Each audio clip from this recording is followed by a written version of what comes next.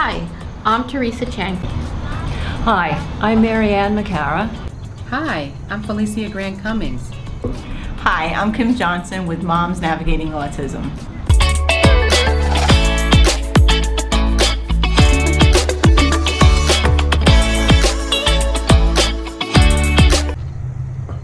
Hi, I'm Teresa, and welcome to Moms Navigating Autism. Hi, I'm Felicia Grant Cummings. Hi, I'm Marianne McCara. Hi, I'm Kim Johnson. I've had a lot of people ask about how we handle our children's aggressive behavior. Some have aggressive behavior, some don't. Some kids on the spectrum, they shut down, they get very quiet, and they sit in a corner and they don't say anything, while other kids have meltdowns, start screaming and yelling. Some bite, some hit their heads against the wall, some don't.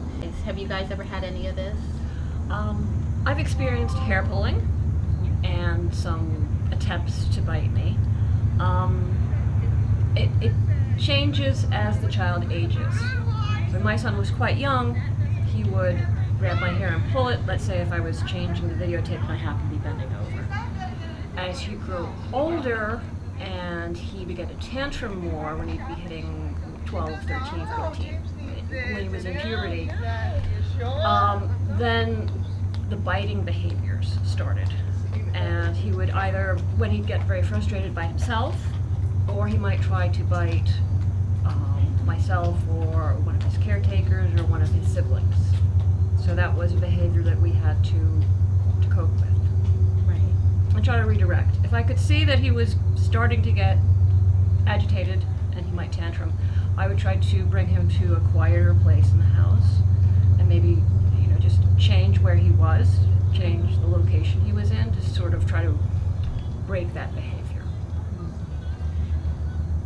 Well, with my son, what I had was that my son was very verbal, but because he was verbal, he wasn't always able to verbalize his feelings. So if we weren't understanding what he wanted, or he would start yelling and screaming.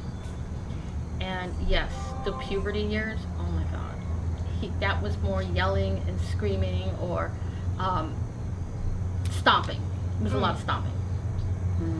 And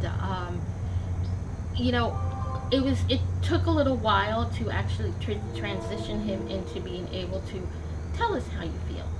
You don't have to do this. And I think, once again, I go back to the school. This one teacher, she said, she would say, it's okay to get angry, but it's not okay to behave the way you're behaving. Everybody gets angry, but you're just not handling it the right way. You need to talk. And we at home would reinforce that, talk to us. And even though he would talk to us, and he was able to verbalize things more with me, even today, he's able to verbalize things more to me. He can't always verbalize his feelings inside. So it does. He's gotten better with it, but it's still somewhat of a struggle. Were there specific things you did in order to get him to a point where he could verbalize? Did he perhaps write things down, or? Well, what ended up happening was, I did hand him a pad and pen at one point. It was suggested to me that somebody, and so I tried it. The problem was that his handwriting, he's got fine motor skills, so that didn't work entirely. So we then went to, all right, so let's just calm down and let's not talk about it right now. We will talk about it because it is important, but we need to, when we calm down, we'll think about what we have to say. He was able to then start having those conversations about, this is what's bothering me. But as we get older, the problems become more complex. Yes, absolutely. So, and that's a whole different problem, between high school, the high school years. Well, when they hit puberty, Yes. That's a whole other Emotional. world. world. Exactly. Yes. Exactly. Because they're bigger and stronger and more forceful, and they're having these hormonal shifts that make them angry, and you don't know exactly why. Sometimes a child might get upset, and you're left wondering, well, why are they upset? And what can I do to help alleviate what they're going through? Mm-hmm. Or in high school, what the kids say is like, you don't want to be a snitcher. You don't want to go home and tell your parents. Don't be a snitcher. But to a kid on the spectrum, don't be a snitcher means you don't tell your parents anything. And so, things that we take for granted, like we know, they're not talking about everything, but it ended up being everything because he was thinking, oh, I'm not supposed to tell my parents anything. Because he just wasn't picking up on the social cues, which then turned out to be another problem. But we've gone past that, and so what also works is having other kids their age speak to him. They get to a point where they will start to listen to their peers, and our kids want to emulate them. Absolutely. So they start to do things like they would do. But those kids they pick up on the innuendos, where our kids don't. They take it literally. And it can be a catch-22 also. Right. Right. You want them to emulate good behaviors and good morals and good character, but then sometimes they want to fit in, so they'll emulate some of the things that may not be some of the things that you're teaching in your household. I understand. Yeah, Yeah. it's but that's how we handled it. We encourage him to speak to us and to speak about his feelings. Well, my son's behaviors are similar to your son's behaviors. My son's nonverbal, so he can't communicate with words. So he acts out with behavior. If he gets upset about something or he's frustrated, if you're not understanding, it's the same things like hair pulling, but it's not an everyday thing with him. It's if something set him off, you tend to understand or know what's going to set him off, like sounds are a big set off to him, like babies crying. Sometimes it's the video for no reason. It's the video that he watches every day, but today it's going to set him off. Don't know why. He'll start getting agitated with it, and you could kind of hear when it's coming on. It kind of makes we call it the frog, but he makes a certain sound. You're like, oh, no, change the video, because you know it's already going to set off a behavior. And you want to try to head that off. You want to head it off. So you know sometimes when it's going to happen. And again, it may not be for the same reason it happened the last time. He was having a lot of behaviors in school because they weren't giving him his video player. And I understand it's school, you're not supposed to have a video player, but they didn't realize that the video player was something that was calming to him, that was soothing to him, that was one of his reinforcers. So we went for a long time where he was dropping to the floor and he wants to bang his head on the floor. He would have to go to the get ready room a lot. The school has behavior plans in place for him, a helmet, padding room and stuff like that.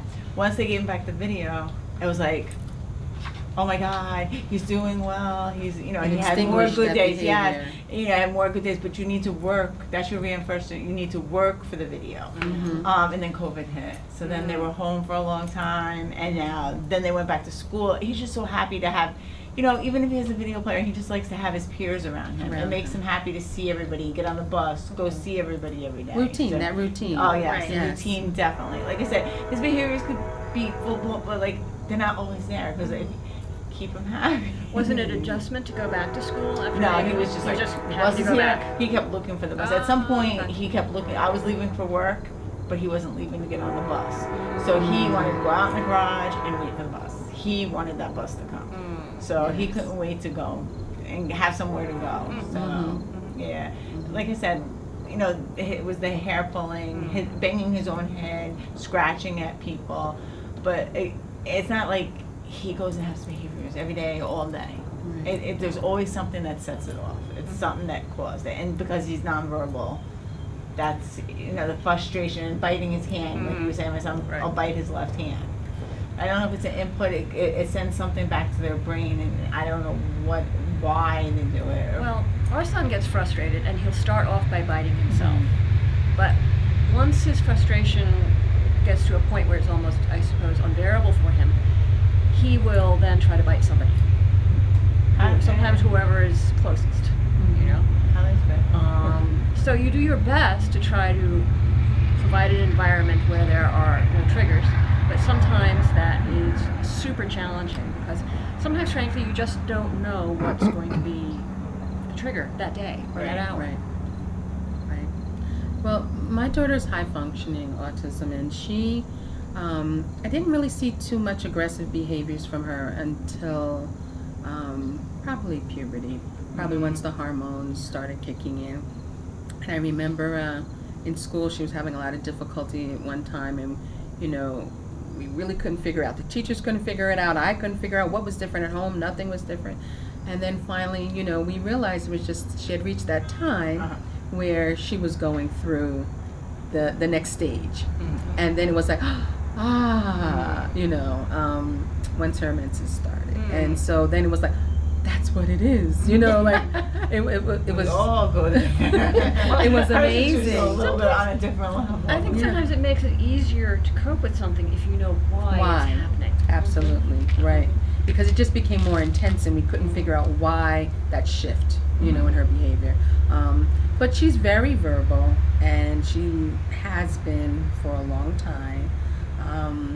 Which is a challenge in itself sometimes. When I met her, Girls. I love it. She talks right with you and she does. Conversation. She's able to engage a lot of people. But you know, but sometimes with that, when you have a frustration of not being able to fully express how you feel, you have a lot of language, but sometimes you're not able to always fully express how you feel, and so. You were talking about stomping, I believe. So we would have door slamming, and we would have, you know, just meltdowns that just, you know, like the world was ending, and it was only because you misplaced something, not because anything dramatic had happened. Just you misplaced something, you're not sure where it is, so now it's causing you to have a full blown out meltdown. And you know, it's keeping a lot of coping skills. You know, I always tell her, you have a toolbox. You know, just like, you know, mechanic has tools to fix things. You know, we've taught her, and with counselors also, to be able to use the things that you have in your toolbox. If it's breathing, if it's counting, you know, counting down backwards, if it's just stopping and being still to reflect and not letting everything, all the emotions just spin up, you know, and escalate. So those are some of the things that we work with her. Well, today with my son, I can pretty much tell when something's bothering him because I'll see like the wheels spinning. I can see that he's running something through his head, and he's standing there and he's looking, you know, blank, and he's thinking. And then if I hear him talking to himself, then he's mulling things over in his head, and I can tell something's bothering him. So then I can say, is there something bothering you? Do you want to talk? It doesn't have to be now. We can talk later. When you're ready, I'm here to talk. So let's talk rather, because I could tell like the next step, if he I call it perseverating. Yes. If he perseverates anymore, it'll get to where he's getting really angry. Anxious too. Right, and the anxiety, right. I recall when my son would get agitated, I would go through a list. I'd say, does he need to be changed? Is he hungry? Is some part of his clothing bothering him? Does he need to wear a different shirt or a looser shirt or something that perhaps isn't too warm for him? Do I need to change the video? Do I need to move him from one room to another? Are his brothers too loud? So I would go through this checklist. And sometimes it would help, and then other times it didn't really help at all. And we would get the full-blown tantrum and the shouting and the jumping up and down. And once it gets too far, sometimes there's no coming back. sometimes there's no going back. Sometimes when it gets to a certain point, wait it out. Sometimes. Let's say if I let him perseverate and think about this in his head, it will get to the point where he's getting anxious and angry, and so, you know, I have to. That's where I step in and I give him the reminder. Hi, when you're ready to talk, I'm here. You know. One of the common themes that I'm hearing is that, and I realized it was something that I just did, but as I'm listening to you all, I can hear we have to anticipate a lot for our children. We have to anticipate the environment that they're in. We have to anticipate where they are now, where they're going to, and kind of pre-plan. And, We have to Try to stay plan one step everything. ahead. As if That's they're right. playing Step ahead. chess. Mhm. Absolutely. What is my next move going to be? We have to, right, we have to think creatively. Yeah. Absolutely. Right. So where, like, when we go to a restaurant or something like that, I try to at least include sometimes, not all the time, I try to go at least have some time to myself sometimes. Not often, but sometimes. But when I'm going to take him, do I have all the videos with me? Do I have a backup video player that's charged? Where's the door? Are there stairs? Like a military it's like expedition. I have to know Yeah. exactly what's gonna happen when we go. Absolutely. He doesn't know. He's just like, hey, I'm out, you know. Right, right. And he's in a good mood where everything's good to go. But you have to like I have everything, the snack, you know, like everything with me. I have a friend whose child ended up with ODD, which is oppositional defiance disorder. My nephew. Right. And, you know, he's on the spectrum. He is high functioning. But, you know, he ended up with being defiant. And I tried to counsel as best as I could, you know, like with my son. Yeah, I'm not going to say my son doesn't curse. I mean, he does curse, you They're know. teenagers. Right. But, you know, I can look my son straight in the eye and say to him, you know, you hurt my feelings. And he'll quiet down and he'll, you know, walk out of the room and then he'll come back because I think he'll think about it. And I could hear him talking in the other room. So he'll come back and he'll say, I'm sorry. And I'll say, okay, we have a difference of opinion and that's okay. But we have to figure out rather than cursing at each other. That's just not productive. You know, and so, and I try to, you know, I understand that not all parents can do that, and it takes a while before something like that can happen, but it's also age, you know, and where they are. So, you know, my son is 21 now, so he's matured to a certain point, but if you have a 12-year-old, then that's the starting point of puberty. And the Tanner scales, and it's yeah, they'll come up with a lot of defiance, and so you know, I say to her, walk away, you know, and not all households have a mom and a dad. Luckily she does, and you know, and I say, you know, let somebody else handle it, let your husband handle it, like, you know. That's the best that I can give, but it's, you know, people have to get more creative, and they have to also accept that sometimes what they're asking is the child can't capably do it, you know, and you have to be flexible, and you know, if you want that, it's going to take time to get to that point, you know. You can't just say one day, oh, this is the way things are, you know, because if you've been doing things one way and then all of a sudden it switches, you can't. Right. Go And you back have to to know that. your kid. Right. You do. You have to know your kid. You have to know how you've been teaching them. Right. You know, and if you've been teaching them along a certain path, and then you know all of a sudden they just flip, you're like, Right. but you know you want to guide them back to Right. And you know. and that's it. And sometimes it's not going to happen today. It might take a while. Right. You know. I mean, and I'm going by, you know, my son and the verbal. Like, I can't tell my son, oh, we're gonna change everything. We're gonna eat dinner on the floor, you know, because he's gonna go, you know, and still sit at the table. You know, it's you know. Will he verbalize it to you though and say, No, hey he'll Mom, say, Mom, what's wrong with you? You know. See, now my daughter would say to me, Mom, you know, I don't do well with change. she'll tell me, you know. I mean, sometimes she works it to her advantage, and sometimes I can see where, no, you can adapt to this. But there are times where, you know, but she can actually process that, like, wait. That's good. Sometimes it's too much, That's you know. really And then I have to realize, okay, you know what? If it were me, how would I feel? You know, making Right. a quick transition or a quick change, you know, and then be able to understand, you know, what she's Right. going through. Yeah. And see, that's the state. You have to put yourself into their position. Not enough people do that. And I know it's kind of hard because you raise your kids like your parents raised you, you know, which is what the mantra that everybody goes by, you know. you raise your kids like your parents raised you, but sometimes your child can't fit into that environment. And, you know, it's kind of a give and take, you know, and Well, given our son's diagnosis, my expectations underwent a radical change. right. You know, we found that in his case, medication was appropriate.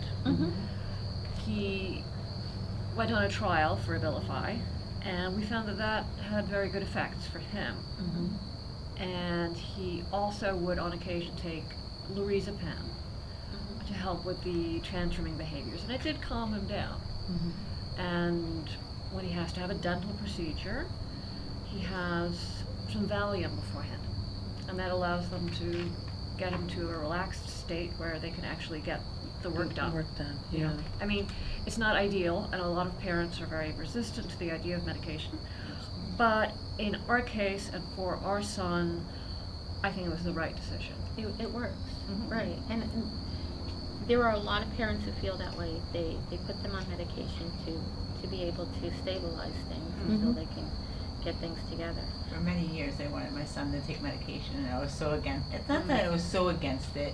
When he took it as a younger, like when he was very young, I just felt like he was very dopey, and it was a very short time that he took that one. So we didn't take it for a long time, and then when he was having all these behaviors before COVID, banging his head because he couldn't express that he wanted that video player, and he couldn't take the sounds in the classroom and stuff. We saw the psychiatrist, and they did put him on medication. It's such a small dose of it, but I think it takes a little bit of an edge off of him. So it's not like he needs it to behave. It just takes a little bit of that edge off of him. So, and like I said, he doesn't have a behavior every day, and he's not having behaviors because he's on the medication. It's just something to keep him a little eased back, I think. But you know, everybody has to do what they feel is best for their child. That's right. I mean, you can't say, oh, I would never medicate, and I would never medicate for those reasons. It's just like, I gotta try this way first. You know, See what just, works. Yeah, see what happens. Because what I saw was the behaviors weren't just an everyday thing. It could be like months. No behavior, a year, no behavior. So I'm like, why do I want to do this if it's not something he needs to cope every single day? If he needed to cope every single day, then okay. It's not a matter of being against it. It's a matter of what does he really need. As far as dental procedures and Valium, they can't give him anything because if he knows he's at a doctor, he won't drink, he won't eat, he won't touch anything. It doesn't matter, even in the car, he will not take anything. So he needs to be sedated in the ER to have any dental procedure and blood drawn. And his last one was scheduled right before COVID. It was like the week everything shut down. So it was canceled, and because he won't let them do a COVID test, he can't go in at all for this elective surgery. So we still haven't been back to the dentist. A doctor is major anxiety for him. He cannot handle it. Doesn't want to be touched, looked at. He'll give you like 2 seconds of listening to his heart with a stethoscope. Yeah, he's like, he was tapping his foot the whole time. Okay, you're done, and then he's up and out, gone. You know, he cannot handle doctors at all. That's one of his big things he cannot handle. And it's hard because how do you check him? I mean, he's 21 now. Like, he should have certain blood work done at this point. You know, there's things you have to check with his health, and you can't because he won't sit, he won't let, and you can't hold him down. He's a big boy. He's a big boy.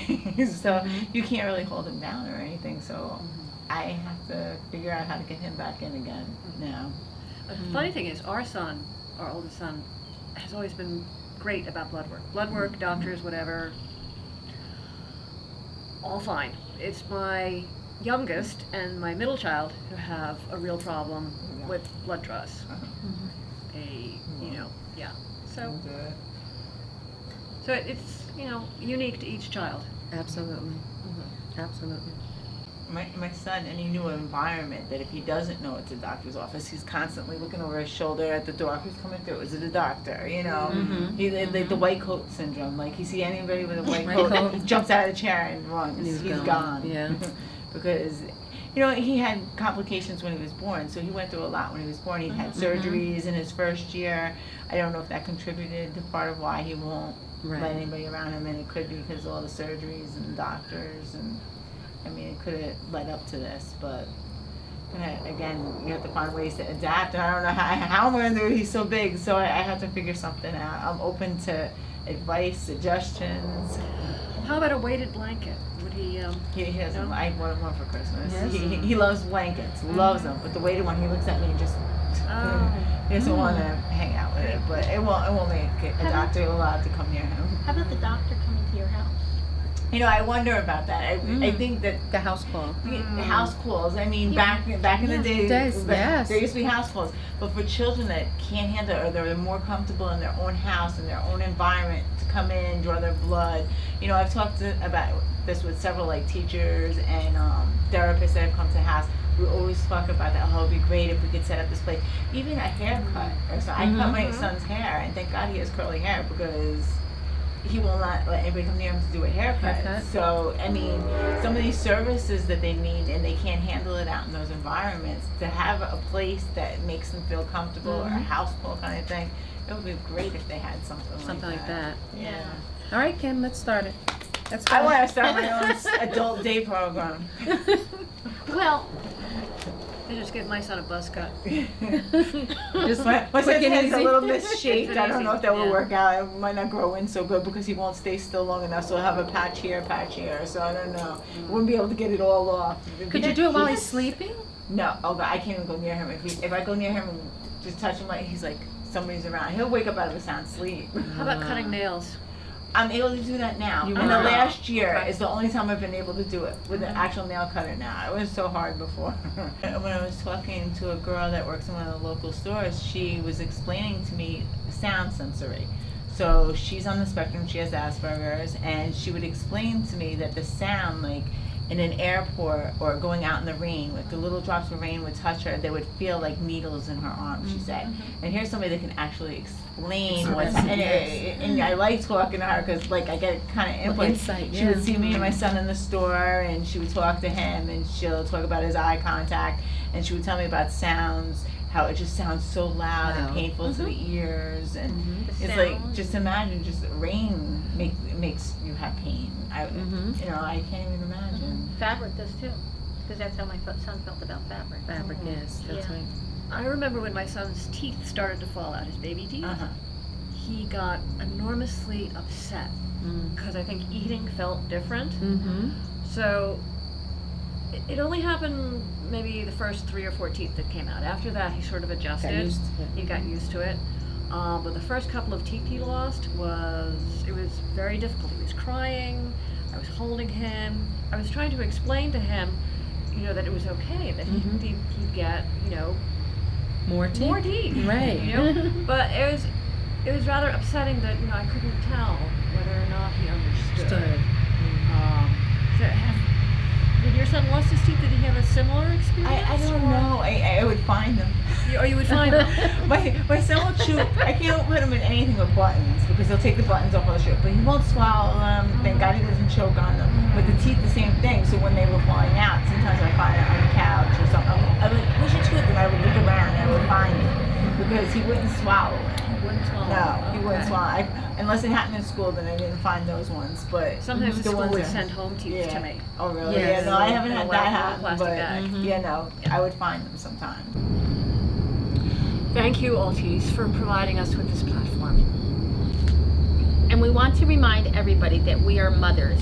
We are not professionals. We're sharing our experiences with you in order to help you raise your autism child. See you again next week at 4:30. And don't forget, follow us, like, and subscribe. We'll see you soon.